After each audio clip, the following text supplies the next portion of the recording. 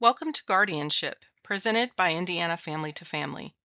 Indiana Family to Family is the parent-to-parent organization and family-to-family health information center for Indiana. These centers are statewide family-led organizations that assist families of children and youth with diverse health and mental health needs, as well as the professionals who serve them. We provide information, education, training, support, and outreach. The information in this presentation is current as of August 2026. As with any resources or information, it's important to verify the information provided to ensure it meets the same needs as your family's respective situation. When a child turns 18, he or she becomes a fully independent adult.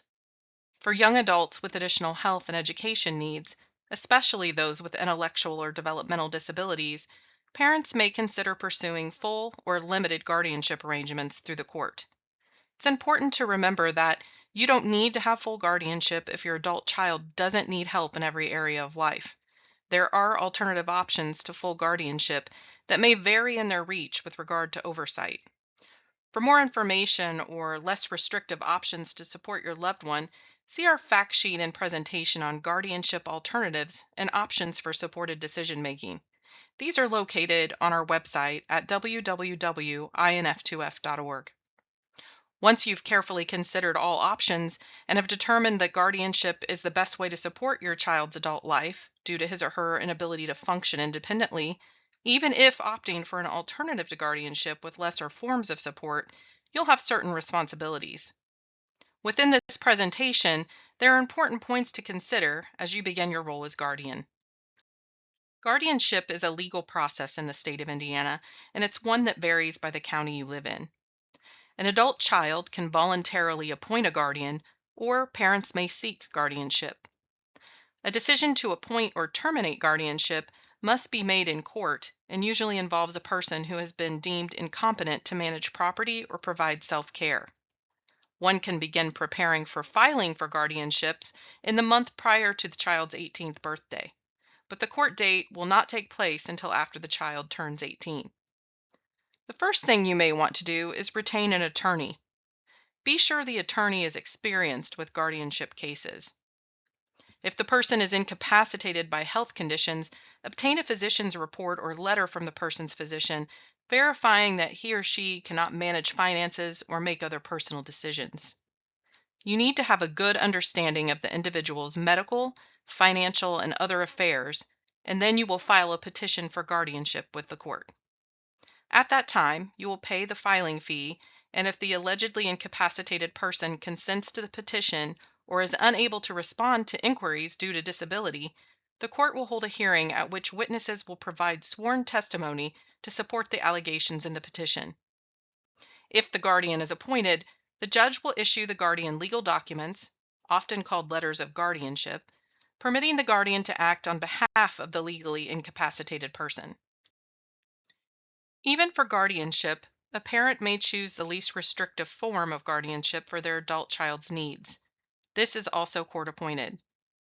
There is guardian of the person, which is where you make all decisions involving day-to-day life, all except financial. Things such as food, clothing, living arrangements, medical care, recreation, and education. There is a guardian of the estate, where you would make all financial decisions. Guardian of the person and the estate combines both guardianship of the person and guardianship of the estate and makes nearly all decisions across the board. Limited guardianship makes decisions only in the part of a person's life where they are deemed incompetent and have a need. Co-guardianship is where two people share the responsibilities of becoming a guardian. And then we have temporary emergency guardianship, which can be ordered by a court for no more than 90 days without a court hearing, or permanent guardianship, which requires a court hearing and continues for as long as necessary. The court expects things from a guardian, even if the guardian is the protected individual's own parent. These involve protecting the person and their assets. Every 2 years, a guardian must file an account of income, assets, and expenses of the protected person with the court. You must also do the following: act in the best interest of the protected person, keep the protected person's money separate from the guardian's money, Keep an inventory of money, property, and other assets of the estate. Keep all receipts of all things purchased with the protected person's money. You must also keep an updated check register or spreadsheet that shows all deposits and expenses paid. You must protect the person's personal belongings. You must obtain permission from the court when selling anything belonging to the protected person, before making a major unusual purchase with the person's money, and before moving the person away from their hometown. You are also responsible to protect or invest the person's assets like any good investor and as the courts direct. Any money or other items received for the protected person must be used for the person's room and board, medical care, personal effects, training, education, and any other service for the person.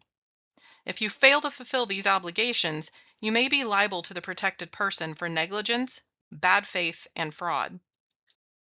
Guardians have plenty of freedom to manage the responsibilities of guardianship as long as every decision is tested by asking, is this in the best interest of my protected person? As long as the answer to that question is yes, you are free to manage your responsibilities in the following ways. You can manage and pay caregivers at a reasonable rate. You can delegate some responsibilities to the protected person, him or herself, if he or she is capable, or to other people. You may consent for medical care and make medical decisions for the person.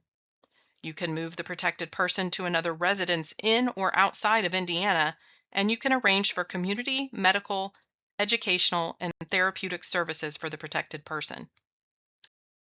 You can also apply for government benefits such as SSI, Medicaid, and Medicare for the protected person. You can enter into contracts for the person's needs and receive money or other items for the person as long as they are used for that individual's needs.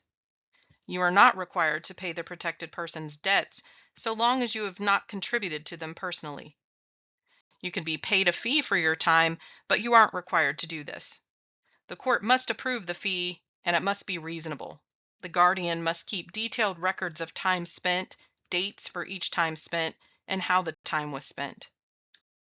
For more information on guardianship, consult with an attorney. Indiana Family to Family is neither a legal services agency nor a medical services provider. We cannot provide legal advice or legal representation and cannot provide medical advice or representation.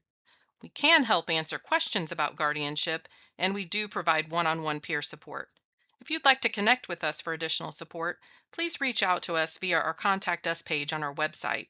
Call us at 844-323-4636 or email us at info@inf2f.org.